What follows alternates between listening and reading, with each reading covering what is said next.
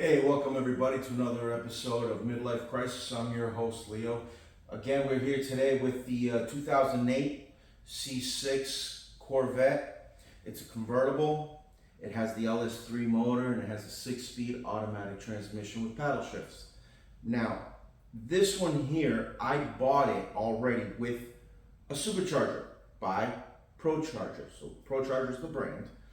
And we're going to be talking today about superchargers. Okay, now there's different kinds of power adders you can do. So say you don't have a supercharged Corvette from factory, right? So not the Z06 or whatever other one they make, but you go ahead and you're like, you know what, I want more power. In this case, the LS3 motor, 6.2 liter V8, comes with 430 horse from the factory. This supercharger gives it about 250 horse more. Can it pump out more power? Yes, you can get more power. You can pass the 700 horsepower, no problem, okay? So if you want more power, I'll go briefly over it right now. Supercharger, long tube headers, full system exhaust, bigger fuel pump, bigger fuel injectors, and a dyno tune. And you'll be past 750 horse.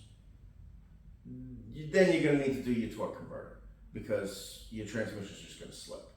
All right, or a heavy duty clutch if you have a manual.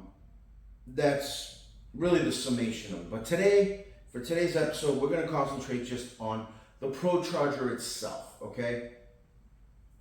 If you go and you put in a supercharger, okay, you're gonna have to change its oil every 6,000 miles.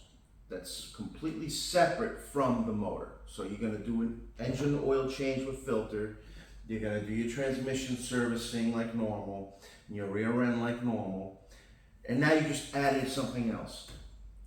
Your supercharger takes one of these every 6,000 miles. So what you do is you're gonna have, there's a little tube down at the bottom and you'll open it up and it'll drain just like a drain plug on your engine. You'll actually undo this one top screw, and when you undo it, it's actually got a long, it's like a twisted metal kind of a dipstick, right? So you'll pull that out so that it can breathe. It's the same idea of you pulling the oil filler cap and then draining the oil, pulling the oil plug off the engine so that it can drain better, right? So you're gonna drain this out after you get it warmed up, right? Just like an engine oil change. You warm up the motor, you shut it off, you take the oil fill cap out, you pull out your dipstick. Well, in this, the dipstick is the oil fill cap. So you take this out, you go on the bottom, you undo the little screw on the end of the drain tube, and you let it drain out. Once you see that it's no longer a steady stream, that it's just little driblets ever so often, put the screw back in. You're gonna need a really tiny funnel. And I mean like a tiny little funnel, because this is a tiny little hole. It's about 8 millimeters wide. It is not really all that big. So you'll need a little funnel and a lot of patience. These do come with a screw-on nozzle. Make sure you don't throw it out. I bought this car used. It came with this without the nozzle, so I had to use a tiny funnel. I know people want power. I mean, we all love horsepower. We're in love with power. There are so many other things you can do to your car that's going to cost you less money than that. And you're going to enjoy your car more. I personally think that it's a bragging right. Yeah, my car's supercharged. I got 680 horsepower. Yeah, what a boy. Yeah, gives a shit. Look, guys, it's unusable, okay? 80 miles an hour, you're in automatic, right? You got it in drive, you're going 80, you shut off the traction control. You slam on that gas, the transmission is going to downshift 2 gears. Your RPMs are going to shoot up, and you're going to spin the tires out at 80 miles an hour, potentially spinning out of control totaling your car, hurting yourself. Hopefully it's just hurt, not even killed, okay? Let's not even go to that point. But it's just, bam, instant power. It's not a progressive power delivery, okay? It's progressive only if you are at a standstill, you put it into sport mode, you're doing the paddle shift, or you got a manual, and you're banging through gears sequentially, right? Whether you're shifting a manual with a clutch or you're doing your paddle shift. And even then, it adds so much power that the tires can't grip. There's no weight on the back. Unless you want to put two 50 pounds of cement bags or sandbags in the back of the trunk, it's stupid. It's stupid. It is a ridiculous amount of money. Don't do it. Okay? Like seriously, think about it. Let's run it down. $4,500 to $6,500 for the whole kit. Price range varies based on the size of the supercharger, the inclusivity of the kit, the brand, right? The manufacturer of the product, right? Whether it's ProCharger or a different brand. There are other different brands. I met a gentleman, he had a C5 Corvette with a different brand. His supercharger was a little smaller. It added like 200 horse instead of the 250. There's a price spectrum, okay? So anywhere from $4,500 to $6,500 for the kit. Then you got to install it. You don't know how to install it?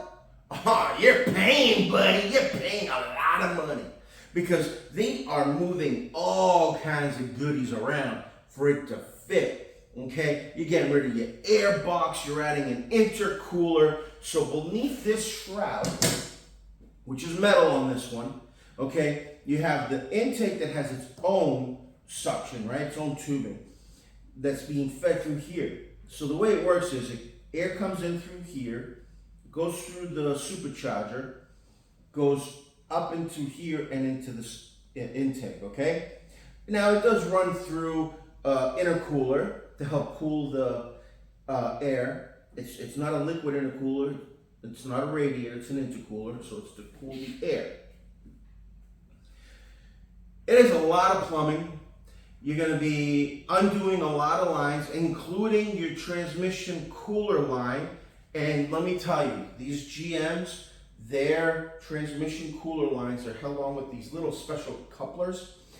They give out, okay? So you take it apart, put it together, take it apart, put it together. What happens to the Corvette? It goes squeaky, squeaky. That particular part just goes pop! Pisses your tranny fluid all over the highway, leaves you stranded with your little kid in the car. So I'm stuck on the side of the highway because that little coupler blew and I pissed out all my transmission fluid and I couldn't go anywhere. So I had to pull over and I got my 12-year-old daughter in the car with me. We're sitting on the side of Interstate 495. Yeah, wonderful, right? Cars are going shoo, and I'm waiting for a flatbed. By the way, these cars don't tow well, just so you're clear, okay? So it will cause a lot of headaches. Now, say that you were smart enough and you changed that factory GM coupler on the transmission cooler line to just a screw down tightening clamp, which is what they ended up putting in because it's stronger, more reliable than the GM product. Okay. Car drives great. I've driven it many, many miles since. This is not reliable power. You either drive like a grandpa and don't let this spool up to kick in, or you let it spool up and this thing wants to go sideways every chance it gets. Okay? Now, another thing, if you need to change your thermostat or your water pump, you got to remove all of this, okay? There's an adjustment screw for the tensioner pulley that comes with the kit. You got to remove 3 bolts, bunch of clamps just to pull the supercharger out. And then you can get to your thermostat and your water pump below it. And no, you cannot see your balancer pulley to see if it's spinning like the LS motors are infamous for, that people go and they put a pin through the pulley so it doesn't spin out of the center, right? So you can't even see that pulley once you put this in. All right, now you can try and you can claim that you can see it. I'm telling you right now, you can't freaking see it. I got the car right here, all right? So you better hope that if you buy a car with it, somebody already did that pinning. Especially if you got an LS1 or an LS2 motor, which are more notorious for having that pulley problem, I've heard. Now, the LS3, it can have that problem, but it's not known for having it as notoriously as the LS1 and 2 motors, right? So the LS1 motor is a C5 Corvette. The LS2 motor is the very first beginning years of the C6. Come 2008, which is what this car is, they got the LS3 motor, which is not known so much for that problem. Regardless, it's $4,500 to $6,500 to purchase the kit. You're looking anywhere from, depends on the shop, and if you know them, you have a long-standing history with them, and they want to give you a break, to some shop that prides themselves on being complete Corvette specialists. You're going to pay anywhere from $600 to $1,500, okay? If your buddy owns it and he's having one of his mechanics do it, he might charge you $600 because he's got to pay that guy, okay? If you don't know it and you're going to a very reputable shop that specializes in cars and aftermarket products, you're going to pay closer to the $1,500 mark. It does take several hours, pretty much a whole day, to put it in, and shop rates are going crazy. Okay, we're in 2023. Labor's very expensive everywhere you go, depending on the region and whatnot. But that's a big spectrum, right? So your labor is $600 to $1,500. Your kit can cost from $4,500 to $6,500. And I know what you're thinking. Well, I can just stay, $4,500 kit, and I can get that $600 labor. You're confident in that. Remember, as you're shopping your kits, the different price tiers means you're getting different things. Your $4,500 kit might not come with an intercooler. It might be like a very basic kit. I know that when I was looking at a turbo kit for my Hayabusa motorcycle, which is an inline 4-cylinder 1299 cc motor, kits price range from a stage 1 at $3,500 to stage 3 at $7,800, because you're adding intercooler, different blow-off valve, turbo timer. It's the different aspects that you can add to these kits. So with the supercharger, they're going to change based on the piping material, their intercooler, whether you have one or you don't, whether it's polished or black procharger or supercharger, the type of reusable, cleanable filter that comes with it, whether it's K&N or a different brand. It all changes, all the aspects. Whatever you get, if you're going to replace any parts, you're going to have to replace them with the same exact part if you need to change anything later down the road. Let me explain. I have a ProCharger supercharger right here, right? It's a model number P1SC1. I believe that's got an H stamped into it, not typed. All right. Now, it's polished. It's got a plastic intake. That's metal. That's rubber. That shields metal. Each one of those aspects gets factored into your dyno tuning. And let me explain why. You change this intake to a metal one or a different color one. It might have a little bit of a different shape. You just changed how much volume of air you're taking in. You change your filter Even if it's the same brand to a different shape, you're changing the CFMs of the, which is the volume of air you can take in. Okay? Same with the tube, the rubber duct, your intercooler, how much the whole thing heats up because of the shield. All that will affect the volume of air it's sucking in and the quality of air, meaning the temperature, right? And how much is filtered. So all that will impact your horsepower. So whatever kit you do install, you're with that kit until you decide to just straight up remove it, okay? Because once you install this kit, you're gonna need to dyno tune, period. There's no ifs, ands, or buts about it. You just spend thousands of dollars on the kit. You spent hundreds, if not over $1,000 to have it installed. It's not gonna run to its full potential and properly and be fun without dyno tuning by a professional. Okay, they'll be able to get the most amount of power without blowing your rear end out, without burning up your transmission, and just the torque converter letting go. They can bring it right up to where the torque converter starts, getting a little loose, and then they back it out a little so that way it's safe.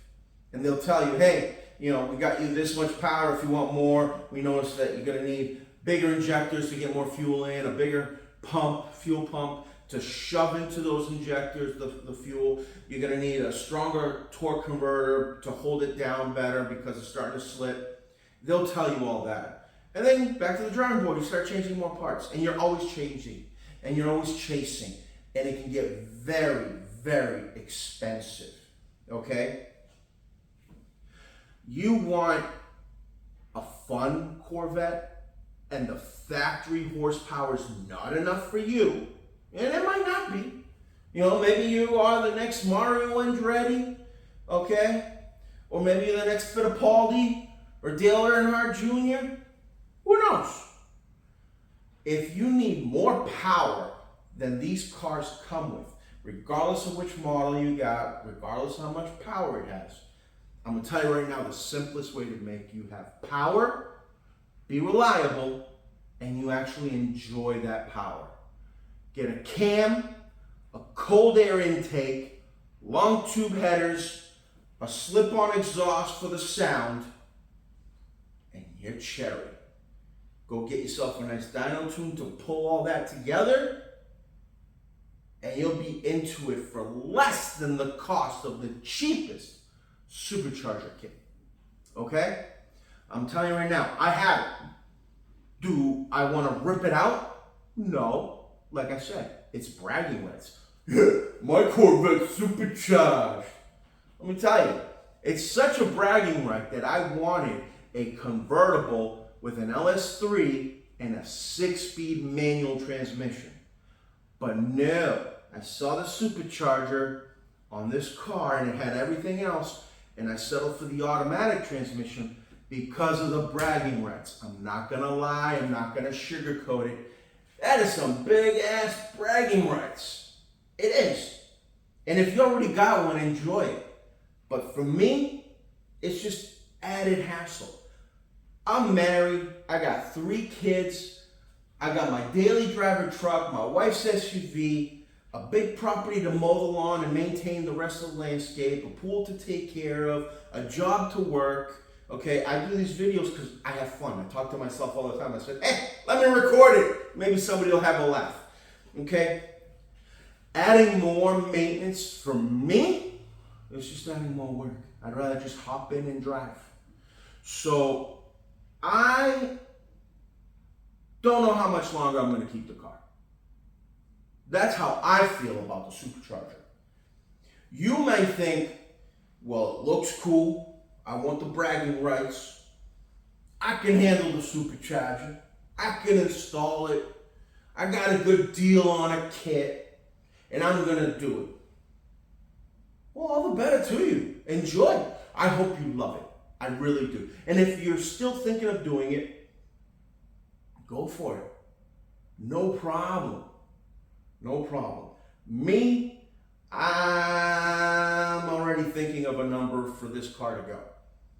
So if somebody comes up to me with the right number, they can have the car, and I'll buy another one.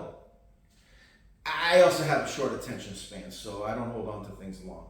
You know, I flip my other truck, I flip my Harley, I just keep getting bored. These are toys to me, okay? What I love is my truck. My current truck is the bomb. But back to the supercharger. It's a lot of fun. If you like doing burnouts, if you like drifting, drag racing, it's a lot of fun. If you want to just drive the car, not have a lot of maintenance, not a lot of hassle, just be able to enjoy the car for the car, look good while doing it, because these cars are sexy. They are.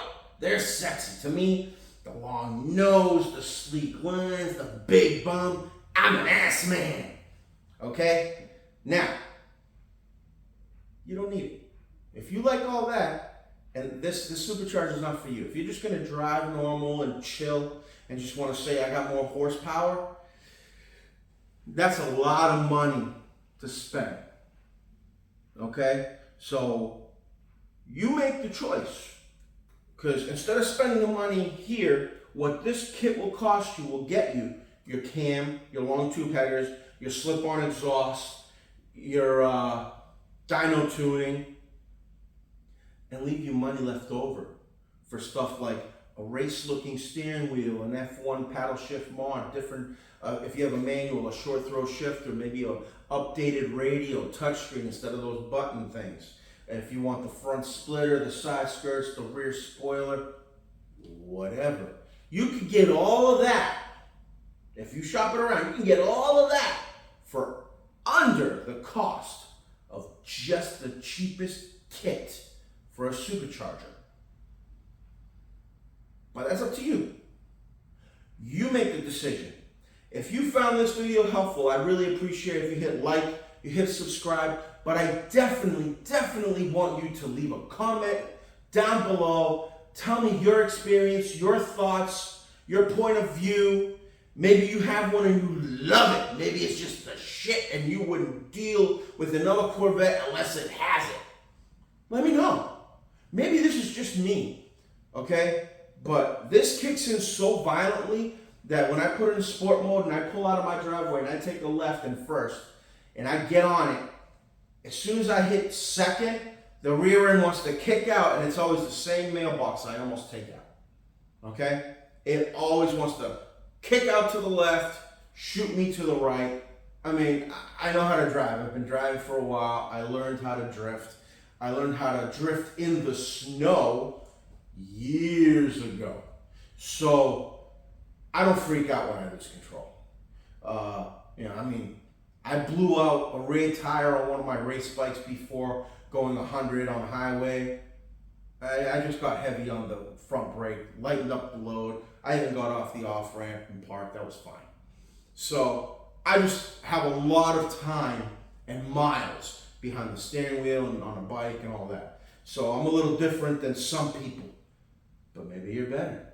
Let me know your experiences. Let me know your thoughts. Like, subscribe. Till next time, this is Leo from Midlife Crisis. Take care.